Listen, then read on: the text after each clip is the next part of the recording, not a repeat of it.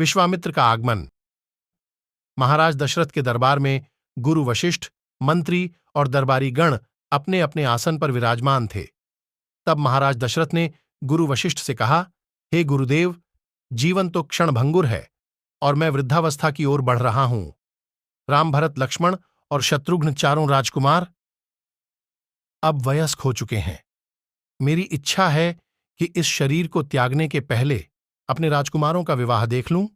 अतः आपसे निवेदन है कि चारों राजकुमारों के लिए उपयुक्त कन्याओं की खोज करवाएं। महाराज दशरथ की बात पूरी होते ही द्वारपाल ने ऋषि विश्वामित्र के आगमन की सूचना दी।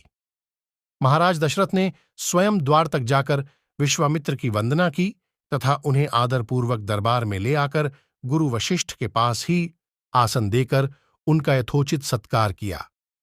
कुशल क्षेम पूछने के बाद राजा दशरथ ने बड़ी ही विनम्र वाणी में ऋषि विश्वामित्र से कहा, है मुनि श्रेष्ठ, आपके दर्शन से मैं कृतार्थ हुआ। आपके चरणों की पवित्र धूलि से संपूर्ण अयोध्यापुरी धन्य हो गई। अब कृपा करके आप अपने आने का प्रयोजन बताएं। मैं किसी भी प्रकार से आपकी सेवा करके स्वयं को धन्य समझूंगा। राजा के विनयपूर्ण वचनों को सुनकर मुनि विश्वामित्र बोले, हे राजन, आपने अपने कुल की मर्यादा के अनुकूल ही वचन कहे हैं। इक्ष्वाकु वंश के राजाओं की श्रद्धा भक्ति गौ, ब्राह्मण और ऋषियों मुनियों के प्रति सदैव रही है। मैं आपके पास एक विशेष प्रयोजन लेकर आया हूं। यदि आप मुझे वांछित वस्तु देने का वचन दें तो मैं अपना प्रयोजन प्रकट करूं। आपके वचन न देने की दशा में मैं बिना कुछ मांगे ही वापस लौट जाऊंगा। महाराज दशरथ ने कहा, हे ब्रह्मर्षि, आप निःसंकोच अपनी मांग रखें। संपूर्ण विश्व जानता है कि रघुकुल के राजाओं का वचन ही उनकी प्रतिज्ञा होती है। आप मांगें तो मैं अपना शीश काटकर आपके चरणों में रख सकता हूं। राजा की बातों को सुनकर ऋषि विश्वामित्र आश्वस्त हुए और बोले, राजन, मैं अपने आश्रम में एक यज्ञ कर रहा हूं। इस यज्ञ की पूर्णाहुति के समय मारीच और सुबाहु नाम के 2 राक्षस आकर यज्ञ में रक्त, मांस इत्यादि अपवित्र वस्तुएं यज्ञ वेदी में फेंक देते हैं, जिससे यज्ञ पूर्ण नहीं हो पाता। मैं श्राप देकर उन्हें नष्ट भी नहीं कर सकता, क्योंकि यज्ञ करते समय क्रोध वर्जित है।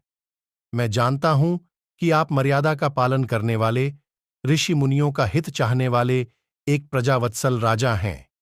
मैं आपसे आपके ज्येष्ठ पुत्र राम को मांगने के लिए आया हूं, ताकि वह मेरे साथ रहकर यज्ञ की रक्षा कर सकें और मेरा अनुष्ठान निर्विघ्न पूर्ण हो सके।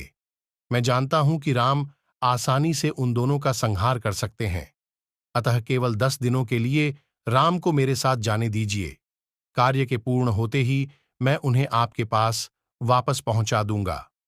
विश्वामित्र की बात सुनकर राजा दशरथ को अत्यंत दुख हुआ। ऐसा लगा कि वे अभी मूर्छित हो जाएंगे।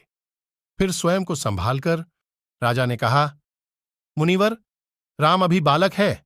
राक्षसों का सामना करना उसके लिए संभव नहीं होगा। आपके यज्ञ की रक्षा के लिए मैं स्वयं ही आपके साथ चलने को तैयार हूं। विश्वामित्र बोले, राजन, आप बिल्कुल संदेह न करें। मैंने अपने योग बल से उनकी शक्तियों का अनुमान लगा लिया है।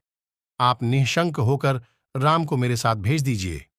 इस पर राजा दशरथ ने उत्तर दिया, हे मुनिश्रेष्ठ, राम ने अभी तक किसी राक्षस के माया प्रपंच को नहीं देखा है और न ही उन्हें इस तरह के युद्ध का अनुभव है। जब से उसने जन्म लिया है, मैंने उसे कभी अपनी आंखों से ओझल नहीं होने दिया है। उसके वियोग से मेरे प्राण निकल जाएंगे। आपसे विनय है कि मुझे सैन्य समेत आपके संग चलने की अनुमति दें। राजा दशरथ को पुत्र मोह से ग्रसित और अपनी प्रतिज्ञा से विचलित होते देख ऋषि विश्वामित्र आवेश में आ गए। उन्होंने कहा, राजन, मैं नहीं जानता था कि रघुकुल में अब वचन पालन करने की परंपरा समाप्त हो गई है। यदि जानता होता तो मैं कदापि यहां न आता। ठीक है, लो, अब मैं चला जाता हूं। बात करते करते उनका मुख क्रोध से लाल हो गया। विश्वामित्र को इस प्रकार क्रुद्ध होते देखकर दरबारी एवं मंत्रीगण भयभीत हो गए और किसी भी प्रकार के अनिष्ट की कल्पना से कांप उठे।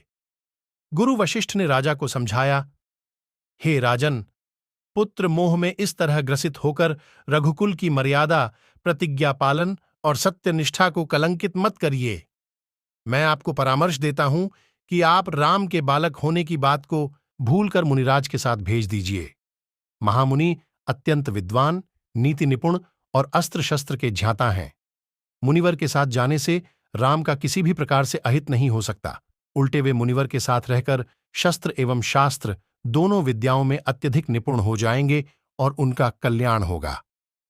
गुरु वशिष्ठ के वचनों से आश्वस्त होकर राजा दशरथ ने राम को बुला भेजा। राम के साथ साथ लक्ष्मण भी वहां चले आए। राजा दशरथ ने राम को ऋषि विश्वामित्र के साथ जाने की आज्ञा दी। पिता की आज्ञा शिरोधार्य करके राम के मुनिवर के साथ जाने के लिए तैयार हो जाने पर लक्ष्मण ने भी ऋषि विश्वामित्र के साथ चलने के लिए प्रार्थना की और अपने पिता से राम के साथ जाने के लिए अनुमति मांगी।